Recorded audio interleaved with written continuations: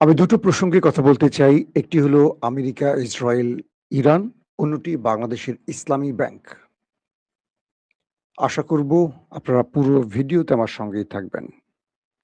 যারা আন্তর্জাতিক খবর বেশি পছন্দ করেন, তাদেরকে বলব যে মাঝে, মাঝে বাংলাদেশের গুরুত্বপূর্ণ খবরগুলো আপনাদের জানা খুব জরুরি, কারণ সবার আগে দেশ। যখন শেখ হাসিনা দেশ থেকে বিদায় নিল, তখন আমরা একটা ভঙ্গুর অর্থনীতি দেখেছি। কারণ শেখ হাসিনা এবং তার কুশীলবরা বাংলাদেশের অর্থনীতিকে লুটপাট করে বিদেশে পাচার করে তারা ব্যক্তিগতভাবে লাভবান হয়েছেন আর দেশটাকে অর্থনৈতিকভাবে শূন্য বা একটা কি বলবো তলাবিহীন ঝুড়িতে তৈরি করেছিলেন। প্রথম টার্গেট হয়েছিল শেখ হাসিনার আলমের মাধ্যমে ইসলামী ব্যাংক। খুব দুঃখের সাথে বলতে হয়, তখন আমরা ধরে নিয়েছিলাম, অনেক ইসলামী ব্যাংকের গ্রাহকরা বলছিলেন যে আমরা অপেক্ষায় আছি। বারবারই তারা অনেকেই টাকা তুলে নিচ্ছিলেন ইসলামী ব্যাংক থেকে, তারল্য সংকট তৈরি হচ্ছিল। ব্যাংকের হাজার হাজার কর্মীরা হতাশ ছিলেন যে ব্যাংকটা শেষ পর্যন্ত দেউলিয়া হয়ে যায় কিনা। দুঃখের সাথে বলতে হচ্ছে যে শেখ হাসিনার সময় ব্যাংকটা পুরোপুরি দেউলিয়া হওয়ার আগেই হাসিনার পতন হয়। এটি দুঃখের সাথে বলছি না, বলছি যে রক্ষা পায় শেখ হাসিনার হাত থেকে। কারণ ছাত্র জনতার অভ্যুত্থানে হাসিনা পালিয়ে যেতে বাধ্য হন, হাসিনার রেজিমের পতন হয় এবং নতুন করে অন্তর্বর্তীকালীন সরকার ক্ষমতায় বসার পর ইসলামী ব্যাংক আবার ঘুরে দাঁড়াবার চেষ্টা করে। এর পরপরই আলমদের মতো সেই অর্থনৈতিক দানবরা, অর্থনীতি না লুটপাটের দানবরা বিএনপিকে কিনে ফেলে। আমি নির্দ্বিধায় বলবো বিএনপি কষ্ট পেলেও আমার কিচ্ছু করার নাই। এবং আলমের অন্যতম সহযোগী খুরশিদ আলমকে ইসলামী ব্যাংকের চেয়ারম্যান করে বসায় বর্তমান সরকার। কল্পনা করেন। আমার মনে আছে আমি হাসিনার আমলে কয়েকটা ভিডিওতে বলেছিলাম যে সরকার অদল বদল হলে কিছু লোকের কিছু হয় না। এর মধ্যে যারা মানে আমাদের ব্যবসায়ী সমাজ আছেন যারা, তাদের কিছু হবে না। কারণ তারা সব দলকে টাকা দিয়ে কিনে ফেলে। আর এই রাজনৈতিক দলগুলো টাকার কাছে নিজেকে বিক্রি করে দেয়। তেমনি আমার কাছে মনে হচ্ছে আলম যে হাজার, হাজার কোটি টাকা লুটপাট করেছে, সেখান থেকে বড় একটি ভাগই সরকার পেয়েছে। আর বলেই আলম যেভাবে ইসলামী ব্যাংকে তার নিয়ন্ত্রণে রাখতে চায়, এটি বিএনপি সরকার আলমকে সেভাবে সুযোগ করে দিচ্ছে, যেটা ইউনূসের আমলে করতে পারেনি।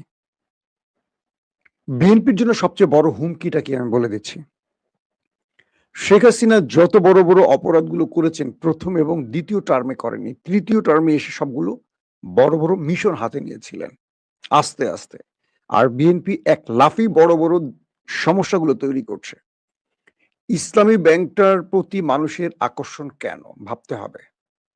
ইসলামী ব্যাংকটা বাদ দেন, বাংলাদেশে আরো কয়েক শত ব্যাংক আছে, নাম জানা নাম অজানা, আমরা হয়তো সব নাম জানি না। মানুষের আস্থার জায়গা ছিল ইসলামী ব্যাংক। তাই দেখবেন যে এই ব্যাংকটি যেখানেই শাখা খুলেছে মানুষ হুমড়ি খেয়ে পড়েছে। অন্যান্য প্রাইভেট ব্যাংকগুলোতে দেখবেন মশা মাছি মারার জন্য মানুষ নাই। টাই কোট, দামি লাক্সারি অফিসে বসে আছে আমাদের ব্যাংকের কর্তারা, গ্রাহক নেই।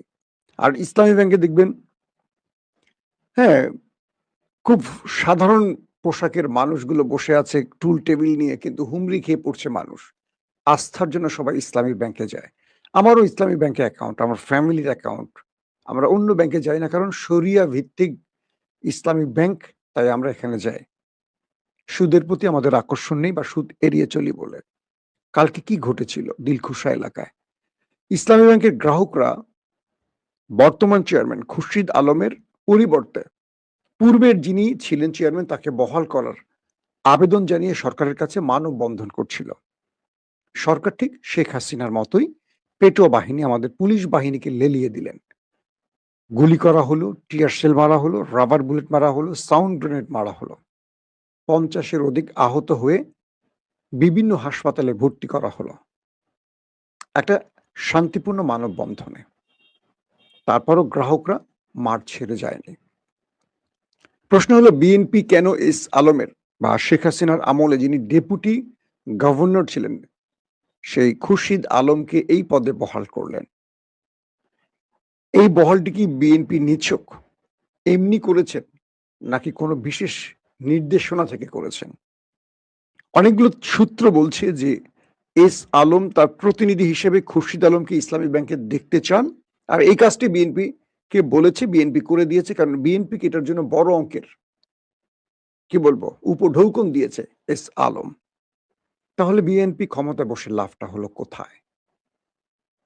আমার একটা প্রশ্ন বিএনপির কাছে, যে আওয়ামী লীগকে আমরা বিদায় করলাম কেন? এতগুলো মানুষের জীবনের বিনিময়ে আওয়ামী লীগকে আমরা বিদায় করলাম কেন? প্রশ্ন আসে না?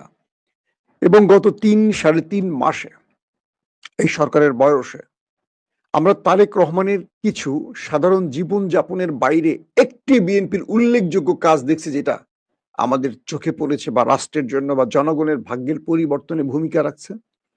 তারেক রহমান বাসা থেকে হেঁটে মসজিদে যাচ্ছেন, ক্যামেরার ভিডিওতে দেখলাম। তিনি হেঁটে অফিস করছেন, তিনি সচিবালয়ে অফিস করছেন, তিনি কৃষকদের নিয়ে সাধারণ পরিবেশে কথা বলছেন, মঞ্চে উঠিয়ে আনছেন। তিনি প্রিয় আমাদের ভাবি জুবাইদা ম্যাডামকে নিয়ে হাত ধরে রাস্তায় হাঁটছেন, নিজে গাড়ি ড্রাইভ করছেন, প্রোটোকল কম নিচ্ছেন, জ্যামের মধ্যে তিনি প্রোটোকল অনুযায়ী রাস্তা ফাঁকা করছেন না, জ্যামের মধ্যে তিনি পড়ছেন। এই বিষয়গুলো আমাদের রাষ্ট্রের জন্য আসলে কি ভূমিকা রাখে? এগুলো সিনেমাতে ভালো লাগে একদম। আমি আমার প্রিয় দল বিএনপি, তারপর কথাগুলো বলছি কারণ বিএনপি যেন আওয়ামী লীগের মতো পালাতে না হয়। আজকে যারা আমাদের কথাগুলো শুনছেন আর গুপ্ত বলবেন, কালকে এই লোকগুলি আবার আওয়ামী লীগের ছাতার নিচে চলে যাবে। লিখে রাখেন, একদম মার্ক করে রাখেন। বাংলাদেশে এই মুহূর্তে যে সমস্যাগুলো, ধরেন আগে জ্যাম ছিল কোথায়? ঢাকার মূল রাজধানীতে। বাংলাদেশের বিভিন্ন ডিস্ট্রিক্টে আমাকে সফর করতে হয়, মামুলি গ্রাম মফস্বল শহরগুলোতে মুভ করতে পারি না, জ্যাম জটে, কোনো শৃঙ্খলা নেই। মনে হয় রাষ্ট্রের কোনো বাপ মা নেই। এই রাষ্ট্রের কোনো বাপ মা আছে বলে আমার মনে হয় না। একটা মামুলি গ্রামের মধ্যে গাড়ি নিয়ে ঢুকে দেখি রিক্সা, এখান দিয়ে একটা অটো রিক্সা, এখান থেকে ওখান থেকে আরেকটা নসিমন, এখান দিয়ে একটা ঢুকে বসে আছে। ট্রাফিক নেই, ব্যবস্থাপনা নেই, কিচ্ছু নাই। ঘন্টার পর ঘন্টা দাঁড়িয়ে থেকে নিজে ট্রাফিকের দায়িত্ব পালন করে নিজের গাড়িটা বের করতে হচ্ছে।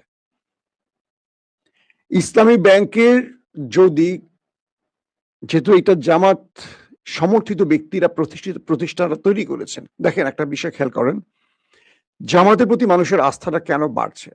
ইবনে সিনা, ইসলামী ব্যাংক হাসপাতাল, ইসলামী ব্যাংক, তারপর ধরেন আপনার আরো যে প্রতিষ্ঠানগুলো জামাতের আছে সবগুলোর নাম আমি জানি না, প্রত্যেকটা প্রতিষ্ঠানের প্রতি মানুষের আস্থা। আমি আমার মেয়েকে নিয়ে গেলাম স্কয়ারে ডাক্তার দেখাবার জন্য। আপনারা জানেন আমার মেয়েটা অসুস্থ ছিল মাঝখানে। স্কয়ারের কসাই ডাক্তার আমাকে প্রায় লক্ষাধিক টাকার একটা টেস্ট ধরিয়ে দিয়েছে মামুলি গ্যাস্ট্রিকের জন্য। তার ব্যবহার ভয়ঙ্কর খারাপ। আমার ওয়াইফ, আমার মেয়ে এসে বলল, বাবা এই ডাক্তারের কাছে যাবো না, তার ব্যবহার যথেষ্ট খারাপ। স্কয়ারের একজন ডাক্তার, আমি নাম না বলছি। পরক্ষণে তারা চলে গেল ইবনে সিনা, লেডি ডাক্তার, একজন আমার বন্ধুর ওয়াইফ, আব্দুল্লাহ ভাই আপনার প্রতি আমার সালাম, তিনি হজে আছেন, তার জন্য দোয়া করবেন। আব্দুল্লাহ ভাইকে ফোন দিলাম, তার ওয়াইফ ডক্টর ইবনে সিনার, তিনি আমাকে আরেক ডাক্তার সাজেস্ট, প্রথমে নিচে দেখলেন, পরে আরেক ডাক্তারকে সাজেস্ট করে দিলেন। সেখানে চলে গেলাম, মাত্র ৫-৭ হাজার টাকার টেস্ট দিয়ে আমার মেয়ের রোগ নির্ণয় করলেন। আলহামদুলিল্লাহ এখন পর্যন্ত আমার মেয়েটা আল্লাহর রহমতে ভালো আছে। মানুষের আস্থাটা কেন ইবনে সিনার প্রতি, কেন ইসলামী ব্যাংকের প্রতি? সেই আস্থাটা নষ্ট করে দিয়ে গেছে এস আলম। হাসিনার আমলে ১,৯০,০০০ কোটি টাকা দেশ থেকে পাচার হয়েছে। এই টাকাগুলো কোত্থেকে? আমাদের এই গরিব দেশের গ্রাহকদের টাকা। বিএনপি এই টাকাগুলো ফেরত আনার কাজ না করে বরং অন্যান্য আবারও যেন ইসলামী ব্যাংকটাকে লুটপাট করা যায় সেই সুযোগটা তৈরি করে দিচ্ছে। আমি বলতে পারি তারেক রহমানের এই সরকার বেশি দিন টিকবে না। লিখে রাখেন। কারণ তারেক রহমানের সরকারকে টিকতে দেবে না এই বিএনপির মধ্যেই আওয়ামী লীগের পেতার তারা ভর করেছে। ইসলামী ব্যাংকটাকে তারা ধ্বংস করে তারা তারেক রহমানের বিদায়ের পথ তৈরি করে দেবে। আমি খুব বিনয়ের সাথে বলবো, এই ব্যাংকটিকে তার মূল মালিকের হাতে দিয়ে দেন। ন্যায় অন্যায়ের ফয়সালা তারা করুক। এই ব্যাংকটির প্রকৃত মালিক যাদের কাছ থেকে ডিজিএফআই শেখ হাসিনার আমলে জোর করে নিয়ে গিয়েছিল, প্রকৃত মালিকের কাছে দেন। এই ব্যাংকটায় দেশের অর্থনীতির অনেক বড় ভূমিকা রেখেছে। বাংলাদেশের সকল ব্যাংকে এক পাশে দাঁড় করান আর ইসলামী ব্যাংকে এক পাশে রাখেন। একা সকল ব্যাংকে বিট করে এই দেশের অর্থনীতিকে, এই স্বনির্ভর বাংলাদেশ তৈরিতে একটা বড় রকম ভূমিকা রেখেছে ইসলামী ব্যাংক।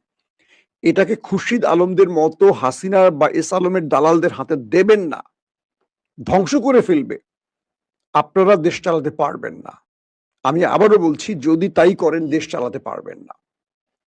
ইসলামী ব্যাংকের গ্রাহকদেরকে যদি জামাতের পক্ষ থেকে বলা হয় টাকা তুলে ফেলেন, কালকে ব্যাংকে পুরো ওয়ার্ল্ড শূন্য হয়ে যাবে। আপনারা কি করবেন তখন? লুটপাটটা কোত্থেকে করবেন? ইতিমধ্যে বহু জায়গা থেকে টাকা তুলে ফেলা হচ্ছে। আমি আমার টাকা তুলে ফেলবো আজ কালকের মধ্যেই। আমি আমার ফ্যামিলি সবাই তুলে ফেলছি। শুধু আমি একটু ওয়েট করছিলাম। আমার সকল টাকা আমি তুলে ফেলবো। প্রয়োজনে হাসিনার ব্যাংকে রাখবো। কিন্তু লুটপাট হওয়া, মানে যেই ব্যাংক লুট করবে সেই ব্যাংকে টাকা রাখবো না। তো বিএনপি যদি এই ভুলটা করে, আমি মনে করি প্রথম বছরে ৩-৩.৫ মাসে তাদের যে জগা খিচুড়ি অবস্থা, এখনই বিভিন্ন জায়গায় গেলে ভুয়া স্লোগান শুনতে হয়। জুলাইয়ের যোদ্ধারা ঘুমিয়ে পড়েনি। হাসিনাকে যারা তাড়িয়েছে তারা জেগে আছে, তারা দেখছে বিএনপি কি করছে। ওই যে রাস্তায় চাঁদাবাজ কিছু বসিয়েছেন আর কিছু পদ পদবি দিয়ে টেন্ডারবাজদেরকে বসিয়েছেন, তারা দল টিকাতে পারবে না। তারা গত 15.5 বছরের রাস্তায় দাঁড়াতেই পারেনি, বাগানে বাগানে ঘুমিয়েছে। হাসিনাকে একটা পশম ছিটতে পারেনি। এরা বিএনপিকে বাঁচাবে মনে করেন?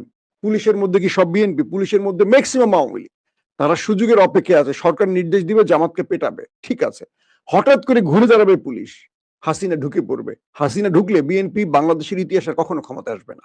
লিখে রাখেন, বাংলাদেশে যদি আওয়ামী লীগ ঢোকে, জামাত আর আওয়ামী লীগ হবে মূল দুটো দল। বিএনপি হারিয়ে যাবে, কারণ বিএনপি 15.5 বছর পর ক্ষমতায় বসে তারা যে ভুলগুলো শুরু করছে, সেই ভুলগুলো যদি এখনই না শুধরায়, মানুষ আর বিএনপির প্রতি আস্থা রাখবে না। দুটো দল থাকবে, হাবিল আর কাবিল। এখন হাবিল কোনটা কাবিল কোনটা আপনারা ধরে নেন। বিএনপি বাদে হাবিল আর কাবিল থাকবে, জামাত আর আওয়ামী লীগ। অথবা আওয়ামী লীগ যদি নিশ্চিহ্ন হয়ে যায়, বিএনপির এই শাসন ব্যবস্থা তৃতীয় আরেকটি দল তৈরি করবে, সেটা এনসিপি হোক বা কেউ হোক। আমি বুঝতে পারছি যারা আমার কথা শুনে হতাশ হচ্ছেন তাদেরকে বলছি, আমরা এই বিএনপিকে দেখতে চাইনি। ইসলামী ব্যাংকটার অপেক্ষায় ছিলাম, একটা সরকার পরিবর্তন হলে ব্যাংকটা বেঁচে যাবে। কিন্তু লাভটা হলো কি? সরকার পরিবর্তন হলো কিন্তু ব্যাংকটাকে আবার সেই দানবদের হাতে তুলে দেওয়া হলো। এটা তারেক রহমানের সুশাসনের লক্ষণ নয়। তারা আমি বুঝি না সে কি আদৌ প্রধানমন্ত্রী নাকি নেপথ্যে কেউ কলকাঠি নাড়েন। কারণ তারেক রহমানের সাথে কাজ করতে গিয়ে আমি তার এইরকম মানে সিদ্ধান্তের বিষয়গুলো জানতাম না। তিনি অন্য চিন্তা করতেন। তিনি জিয়াউর রহমানের ছেলে। তিনি এখন পর্যন্ত যা করছেন খুব চমৎকার করার চেষ্টা করছেন, কিন্তু বাকিগুলো কি করছে? এই জায়গাটাতে আমি মনে করি বিএনপিকে খুব দ্রুত সিদ্ধান্ত নিতে হবে যে তারা যে কাজগুলো করছে জনগণের আস্থা আছে কিনা, জনগণ তাদের উপর ভরসা রাখছে কিনা, জনগণ খুশি কিনা। প্রত্যেকটা টেলিভিশন বিএনপির দখলে, কিন্তু দেখেন তাদের ভিডিওর নিচে কমেন্টগুলো, জরিপগুলোর নিচে কমেন্টগুলো 80, 84, 90% মানুষ বিএনপির প্রতি হতাশা দেখাচ্ছে। সময় টিভি জরিপ করছে, যমুনা টিভি জরিপ করছে, তাদের সমর্থিত গণমাধ্যমগুলো জরিপ করছে, বিএনপির প্রতি সব মানুষের হতাশা মাত্র 3.5 মাসের মধ্যে। খাল কেটে কিচ্ছু করতে পারবেন না, কার্ড দিয়ে কিচ্ছু করতে পারবেন না, কিচ্ছু না। হাসিনা তার চেয়েও বেশি করেছে। সারা বাংলাদেশে ফ্লাইওভার, মেট্রো রেল, এটা সেটা বহু কিছু করেছে, পদ্মা সেতু। হাসিনাকে মানুষ তাড়িয়েছে শুধু সুশাসনের জন্য। তিনি সুশাসন বাদ দিয়ে তিনি একটা দুঃশাসন তৈরি করেছিলেন। আমি বিশ্বাস করি ইসলামী ব্যাংক তার প্রকৃত মালিকদের হাতে যাবে। যদি না যায়, এই ব্যাংকে কোনো টাকা থাকবে না, গ্রাহক তার টাকা তুলে ফেলবে। তখন ব্যাংকটা কি করবেন? পানিতে ভিজিয়ে ভিজিয়ে তাবিজ বানিয়ে খাবেন? কিচ্ছু করা যাবে না, ব্যাংকটা পুরো দেউলিয়া হয়ে যাবে। লিখে রাখেন আগামী 2-3 মাসের মধ্যে কি হয় দেখেন। দর্শক, আশা করি সরকারের বোধোদয় হবে, নতুবা অনেক বড় বিপদে পড়বে এই সরকার। আমি দেখতে পাচ্ছি দলটাকে ভালোবাসে, দলটার জন্য 15.5 বছর ওয়েট করেছি আমরা, অনেক কষ্ট করেছি, দেশ থেকে পালিয়েছি, অনেক ঝঞ্ঝা মাথায় নিয়েছি, পালিয়ে ফেরারি জীবন কাটিয়েছে। আজকে সেই দলটাকে নিয়ে এইভাবে সমালোচনা করতে ভালো লাগছে না, কিন্তু করতে বাধ্য হচ্ছে। কারণ দলটা ভুল লাইনে হাঁটছে, তার ট্রেল লাইন রেখে সে লাইনচ্যুত হয়ে গেছে আমার কাছে মনে হচ্ছে। কেন দলের কাছে মনে হচ্ছে না বুঝি না। আসেন আমি কয়েকটা আন্তর্জাতিক গুরুত্বপূর্ণ খবর দিই আপনাদের, যেটার জন্য বসে আছেন। মার্কিন যুক্তরাষ্ট্রের সাথে ইরানের সকল আলোচনা ইরান বন্ধ করে দিয়েছে। ইরান স্পষ্ট বলে দিয়েছে যতক্ষণ হিজবুল্লাহর উপরে বা লেবাননের উপর ইসরায়েল অ্যাটাক করবে, আর কোনো আলোচনা আমেরিকার সাথে হবে না। সকল আলোচনার দরজা বন্ধ করে দিয়েছে ইরান। ইরান ঘোষণা দিয়ে বলেছে যে আমাদের চুক্তির মধ্যে সকল ফ্রন্টের যুদ্ধের বিষয়টি সম্পৃক্ত ছিল, কিন্তু ইসরায়েল লেবাননে ঢুকে তাদের কয়েকটি অঞ্চল দখল করেছে, নিরীহ মানুষদের হত্যা করছে, শিশুদের মারছে, প্রতি মুহূর্তে বোম্বিং করছে। একদিকে যুদ্ধ, অন্যদিকে আলোচনা কোনোভাবেই সম্ভব নয়। আমরা মার্কিন যুক্তরাষ্ট্রের সাথে আমাদের যত রকম আলোচনা ছিল সেই সকল আলোচনা থেকে বেরিয়ে আসছে। যুদ্ধ হলে যুদ্ধ, শান্তি হলে শান্তি। যুদ্ধ হলে সকল ফ্রন্টে যুদ্ধ হবে, আর আলোচনা হলে সকল জায়গায় যুদ্ধ বিরতি চলতে হবে। তাই ইরান বলে দিয়েছে এখন আমরা যুদ্ধের জন্য প্রস্তুত, যে কোনো সময় আমরা অ্যাটাক করব। ইরানের এই হুমকির পর ডোনাল্ড ট্রাম্প নড়ে চড়ে উঠছেন। তিনি ফোন করেছেন নেতানিয়াহুকে। তিনি বলছেন যে তোমাকে আমি পোদ্দারি করতে নিষেধ করেছি। মার্কিন কয়েকটি গণমাধ্যম এই খবরগুলো ফ্ল্যাশ করে দিয়েছে। কিছু গণমাধ্যম বলছে ট্রাম্পের নেতানিয়াহুর সাথে কথা বলেছেন, তাকে যুদ্ধ বন্ধ করতে বলেছেন। আর কিছু গণমাধ্যম ভেতরের অফ দ্য রেকর্ড কিছু তথ্য বের করে এনেছে। সেখানে তারা বলেছে নেতানিয়াহুকে শাসিয়েছে, গালিগালাজ করেছে, বলেছে যে তুমি থাকতে জেলে, ট্রাম্প বলছে নেতানিয়াহুকে, তুমি থাকতে জেলে, তোমার বিরুদ্ধে এত দুর্নীতির মামলা রয়েছে, তোমাকে আমি বাঁচিয়ে রেখেছি, তোমার জনগণ তোমাকে পছন্দ করে না, বিশ্ব তোমার দেশটাকে পছন্দ করে না, এখন পর্যন্ত আমি এই দেশটার পক্ষে দাঁড়িয়ে ইরানের হাত থেকে বাঁচিয়ে রেখেছি। অফ দ্য রেকর্ডের তথ্য, হয়তো আপনারা আজকালকের মধ্যে পরবর্তী তথ্যগুলো পেয়ে যাবেন। তোমাকে রক্ষা করে আমি কি ভুল করেছি? তুমি আমার নির্দেশনা মানছো না, তুমি লেবাননে হিট করছো, ইরান এখন আবার হামলার হুমকি দিচ্ছে, সামনে আমার মধ্যবর্তী নির্বাচন, ফাজলামির এটা শেষ আছে। প্রচন্ড পরিমাণে নেতানিয়াহুকে শাসালেন, ধমকালেন ডোনাল্ড ট্রাম্প। এবং ডোনাল্ড ট্রাম্প বলছে দ্রুত তুমি লেবাননে যুদ্ধ বন্ধ করো, আর একটা হামলা লেবাননে হবে না, যদি হয় তাহলে তোমার খবর আছে। পরবর্তী ডোনাল্ড ট্রাম্প অন্য দেশের মাধ্যমে ইরানকে বলছে যে আমি নেতানিয়াহুকে শাসন করে দিয়েছি, ধমক দিয়ে দিয়েছি, তুমি তোমার আলোচনা থেকে সরে যেও না, আলোচনাটা খুব জরুরি। ইরান বলছে আমরা দেখতে চাই তোমার এই ভূমিকা কতটুকু কার্যকর, আমরা দেখতে চাই। যদি লেবাননে আরেকটা হামলা হয় আমরা ফুল ফ্রন্টে যুদ্ধ শুরু করে দেব। শুধু তাই নয়, হরমুজ তো আমরা কন্ট্রোল করেছি, আমরা বাবুল মন্দব বন্ধ করে দেব, পুরো পৃথিবীর তেল যাওয়া আসা বন্ধ করে দেব। তেলের দাম 160 থেকে $200 চলে যাবে। তুমি কিভাবে কন্ট্রোল করবে করো। তোমার সাথে এখন আমরা বাণিজ্য যুদ্ধ এবং আমরা সামরিক যুদ্ধ একসাথে চালাতে চাই। তুমি আমাকে আলোচনায় রেখে আর ইসরায়েলকে লাগিয়ে দিবা নিরীহ হিজবুল্লাহকে মারা, কি বলে, লেবানিজদের মারার জন্য, এটা আমরা মানব না। এখন ইরান বাবুল মান্দাব বন্ধের জন্য হুতিদের গ্রিন সিগন্যাল দিয়েছে। আগামী কয়েক ঘন্টার মধ্যে যদি লেবাননে আর কোনো হামলা হয় তাহলে বাবুল মান্দাব বন্ধ করে দেবে ইরান। পাশাপাশি ইরান বড় ফ্রেমে অ্যাটাকে যাবে, কারণ ইরান এইটুকু বুঝে গেছে আমেরিকা তার কাছে ধরা খেয়ে আছে। ট্রাম্প তিনি আছেন এক মহা বিপদে। তিনি আরবকে বলছেন যে তোমরা আমাকে ঘাঁটি দাও যুদ্ধের জন্য, কাতার নিষেধ করে দিয়েছে, সৌদি নিষেধ করে দিয়েছে। কুয়েতের অনুমতি ছাড়াই অ্যাটাক করেছিল কুয়েতের আলী আল সালেম ঘাঁটি থেকে, সেখানে আইআরজিসি একাধিক সিরিজ মিসাইল এবং ড্রোন মেরে মার্কিন ঘাঁটিকে তছনছ করে দিয়েছে। বলা হচ্ছে মার্কিন অনেক সেনা সেখানে হতাহত হয়েছে, তাদের অনেক মূল্যবান সামরিক বা এয়ারক্রাফট ধ্বংস হয়েছে। রিপোর্টে মার্কিন গণমাধ্যম সিএনএন রিপোর্টে বলা হচ্ছে তাদের থার্ড প্রতিরক্ষা ব্যবস্থা ধ্বংস করে দিয়েছে মধ্যপ্রাচ্যে ইরান। এক একটা থার্ড প্রতিরক্ষা ব্যবস্থার দাম বলা হয়েছে $100 কোটি। আর গত দুদিন আগে আলী আল সালেম বিমান ঘাঁটিতে অ্যাটাক করে মার্কিন 3টি MQ-9 রিপার ড্রোন ধ্বংস করেছে, যার এক একটার মূল্য প্রায় $1 বিলিয়ন কাছে। এবার বলছেন আমেরিকার কপালে কেন হাত পড়বে না।